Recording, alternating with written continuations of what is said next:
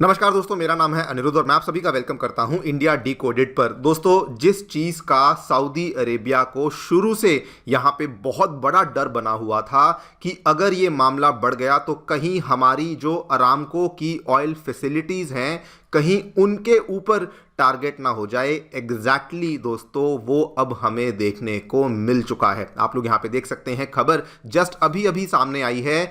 Saudi Arabia की Aramco, जो दुनिया की लार्जेस्ट ऑयल कंपनी है, उसकी जो रास तनूरा रिफाइनरी है उसको बंद कर दिया गया है बिकॉज उसके ऊपर भी अब हमें हमला देखने को मिल चुका है। इसकी कई सारी वीडियोस हैं, आप चाहें तो सोशल मीडिया पे जाकर के देख भी सकते हैं। वैसे मैंने एक छोटी सी क्लिप आपके लिए साइट पे लगा दी है, वहां से भी आपको इसका आइडिया लग जाएगा कि एग्जैक्टली हमें वहां पे क्या देखने मिल रहा है। इतना ही नहीं बल्कि ईरान के द्वारा जो यहाँ पे यूएई के एयर डिफेंस सिस्टम की तरह काम कर रहा था, अमेरिका के द्वारा दिया गया जो उनका थर्ड एयर डिफेंस सिस्टम था उसको भी अब एलिमिनेट कर दिया है। ये वही वाला एयर डिफेंस सिस्टम था जिसके माध्यम से यूएई अपने शहरों की रक्षा कर रहा था।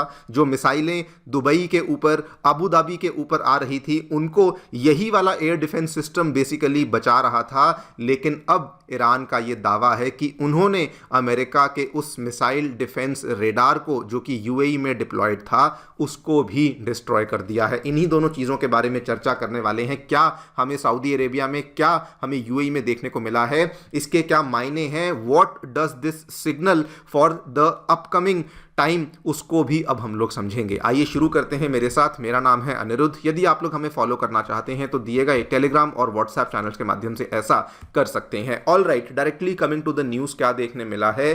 सबसे पहले दोस्तों आपको मैं मैप पे दिखा देता हूं। ये अगर आप देखें, दिस इज ईरान, यहां पे सऊदी अरेबिया है और ये जो आप छोटा सा ये लाल रंग का निशान देख पा रहे हैं, ये बेसिकली सऊदी अरेबिया की जो अरामको कंपनी है उसकी जानी मानी जो रिफाइनरी है, रास तनूरा रिफाइनरी, जो कि one of the world's most critical oil facilities मानी जाती है, इसके ऊपर भी हमला कर दिया गया है। नाउ एग्जैक्टली क्या देखने मिला है वो भी जान लीजिए।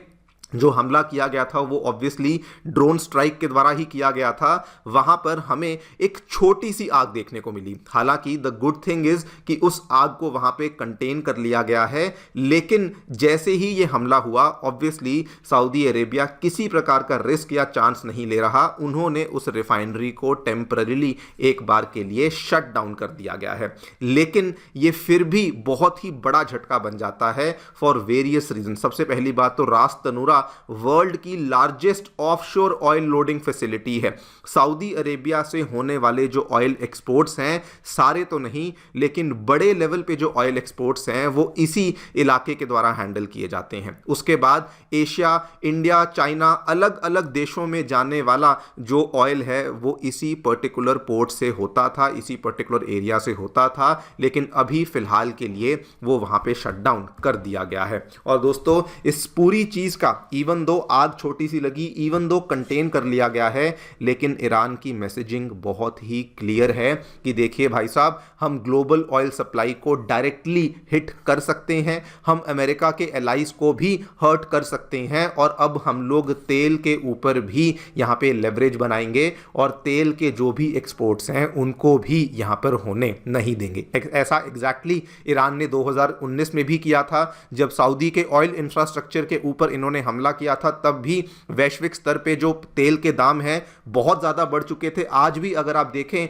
तो तेल के दाम हालांकि $100 के आसपास तो नहीं हुए हैं, लेकिन $82 पर बैरल को तेल के दाम ऑलरेडी यहां पे क्रॉस कर चुके हैं। इससे दोस्तों ईरान ये दिखाना चाहता है कि जो स्ट्रेट ऑफ होर्मुज हमने क्लोज करी थी वो कोई हम यहां पे छोटी मोटी गेम नहीं खेल रहे थे। We want to control the Persian Gulf, और हम लोग स्ट्रेट ऑफ होर्मुज के माध्यम से किसी प्रकार का जो ऑयल का एक्सपोर्ट है वो नहीं होने देंगे। मैंने इस चीज को लेके कल भी वीडियो बनाई थी, तब भी बातचीत करी थी कि अगर यहाँ पर हमें आगे चल कर के कोई बड़ा हमला देखने को मिलेगा तो वो प्रोबेबली सऊदी अरेबिया की ऑयल फैसिलिटीज पे देखने को मिल सकता है, और आज हमें एग्जैक्टली वो यहाँ पे देखने मिल भी चुका है। दूसरी बड़ी डेवलपमेंट जो कि ईरान की तरफ से आई है, ईरान ने कंफर्म किया है दो चीज़ों को। सबसे पहले तो उन्होंने कहा है कि जो अमेरिका का third missile defence radar installed था यूएई के अल रुवाइस में, वो डिस्ट्रॉय कर दिया गया है। और दूसरा उन्होंने ये भी बोला कि यूएस नेवल रिफ्यूलिंग शिप को भी जो यहाँ पर जो कि यूज़ कर रही मतलब और दूसरा उन्होंने ये भी कंफर्म किया है कि यूएस नेवी की रीफ्यूलिंग शिप थी, उसको भी उन्होंने यहाँ पे डिस्ट्रॉय किया है यूजिंग इट्स ओन मिसाइल्स। यानी कि वो वाली जो शिप है वो अब डिसेबल हो चुकी है और नॉन ऑपरेशनल हो चुकी है। पहले मैं थर्ड के बारे में आपको बता दूं, जैसे दोस्तों चाइना का एयर डिफेंस सिस्टम था HQ-9 जो कि भारत ने ऑपरेशन सिंदूर के टाइम पे जो लाहौर जिससे एक तरीके से प्रोटेक्ट जो कर रहा था उसको हमने डिस्ट्रॉय किया था। जैसे इजराइल का आयरन डोम होता है, जैसे रशिया का S-400 है, वैसे ही अमेरिका का ये थर्ड एयर डिफेंस सिस्टम है जो कि सामने से आने वाली एरियल मिसाइलों को एक तरीके से इंटरसेप्ट करता है, डिटेक्ट करता है, डिस्ट्रॉय करता है। ये अर्ली वार्निंग सिस्टम की तरह काम करता था और ये अमेरिका ने वहाँ पे डिप्लॉय किया हुआ था अपने एयर बेसिस को और अपने जो वहाँ पे कंट्रीज हैं उनको प्रोटेक्ट करने के लिए। लेकिन ये अब यहाँ पे डिस्ट्रॉय हो चुका है, विच मीन्स कि अब बेसिकली किसी प्रकार का एयर डिफेंस सिस्टम वहाँ पे नहीं है। जैसा आप ये समझ लीजिए कि अब यूएई एक तरीके से नेकेड हो चुका है, जो यूएस के बेसिस हैं वो और ज़्यादा वल्नरेबल हो चुके हैं और अब अगर ईरान स्ट्राइक करेगा तो किसी प्रकार का प्रोटेक्शन यूएई के पास अवेलेबल नहीं है। मैं क्यों ऐसा कह रहा हूं, कल दोस्तों खबर सामने आई थी जो ईरान ने 137 मिसाइलें दागी थी यूएई के ऊपर, उसमें से 132 को इंटरसेप्ट और डिस्ट्रॉय किया था। ये किसने किया था? ये थर्ड मिसाइल डिफेंस सिस्टम के द्वारा ही किया गया था।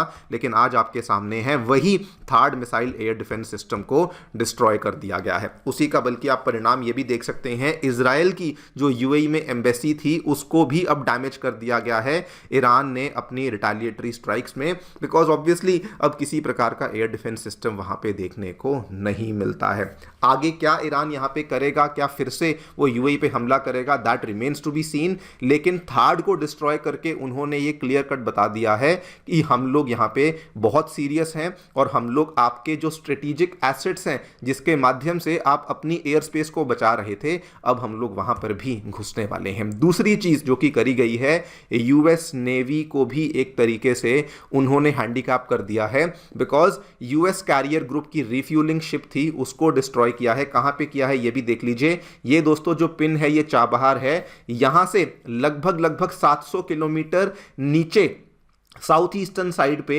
यहाँ के आसपास कहीं अमेरिका की नेवी की रिफ्यूलिंग शिप घूम रही थी, उसको भी डिस्ट्रॉय किया है। ये दोनों चीज़ें बेसिकली ईरान के द्वारा ही कंफर्म यहाँ पे करी गई हैं। This totally gives you the idea कि ईरान दोस्तों एक बल्कि कंट्री से नहीं मल्टीपल कंट्रीज के ऊपर हमले कर भी रहा था, अभी भी कर रहा है और अभी भी करता ही रहेगा अगर इस चीज़ को लेके कोई बातचीत या सोल्यूशन नहीं निकाला गया। बाय द वे आपको बता दूं, कुवैत को लेके मैंने मॉर्निंग में वीडियो बनाई है कि कुवैत के ऊपर अमेरिका का F-15 क्रैश हुआ था।